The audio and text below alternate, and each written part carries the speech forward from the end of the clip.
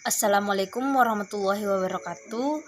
Perkenalkan, saya Leni Maisita dari kelas Ekonomi Islam B angkatan 2018. Nah, baiklah, di sini saya akan menjelaskan sedikit pemahaman saya tentang akad wadiah.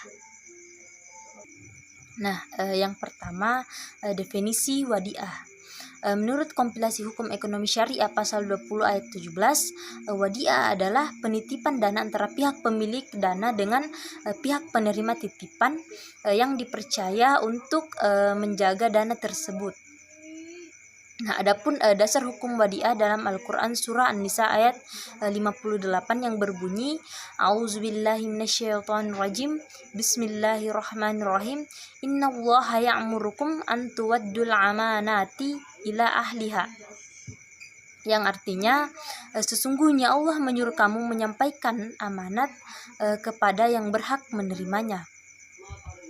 Nah, sementara dasar yang berasal dari Al-Sunnah adalah hadis riwayat dari Abu Hurairah radhiyallahu anhu, yang artinya dari Abu Hurairah radhiyallahu anhu berkata, Rasulullah Shallallahu alaihi wasallam bersabda, tunaikanlah amanah orang yang mempercayakan kepadamu, dan janganlah engkau hianati orang yang mengkhianatimu.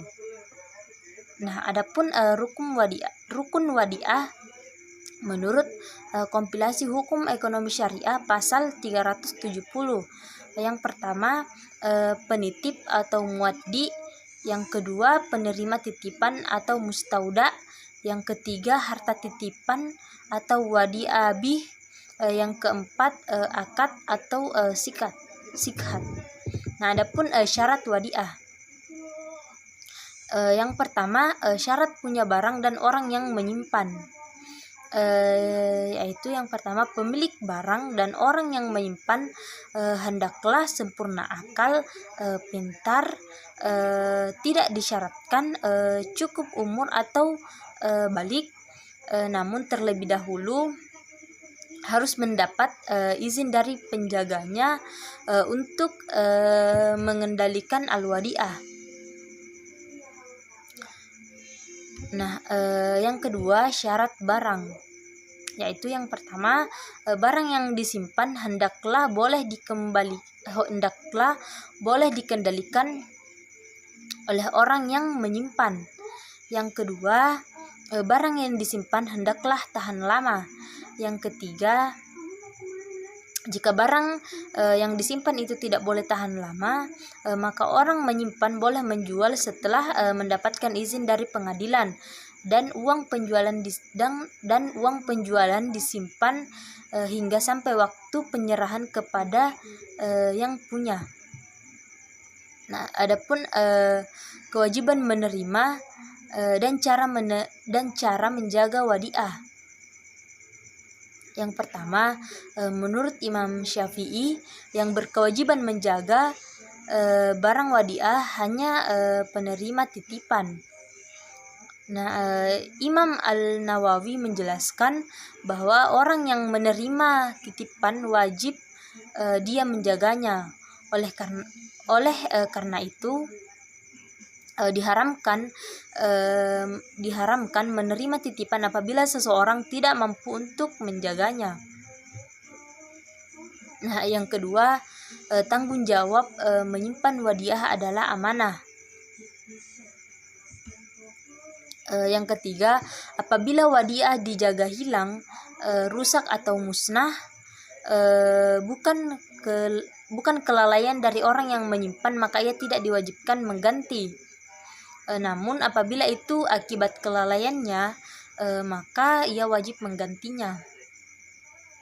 Yang keempat, pemilik barang boleh mengenakan syarat tertentu berkaitan dengan keselamatan barang wadiah. Nah, adapun implementasi wadiah pada lembaga keuangan syariah. Yang pertama, wadiah dipraktikkan dalam lembaga keuangan syariah ada dua macam, yaitu wadiah amanah dan wadiah jaminan atau damanah. Yang kedua, Apabila lembaga keuangan syariah menggunakan barang titipan seperti uang perniagaan atau usaha lain, maka lembaga keuangan syariah wajib mengembalikan sepenuhnya uang wadiah yang telah digunakan itu kepada pemiliknya. Nah, yang ketiga, ada dua bentuk wadiah dalam praktik perbankan syariah, yaitu rekening sementara dan rekening simpanan.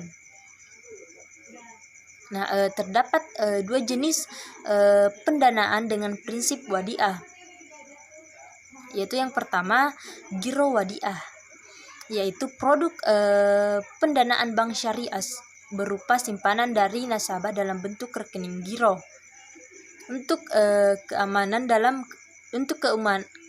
dan kemudahan pemakainya.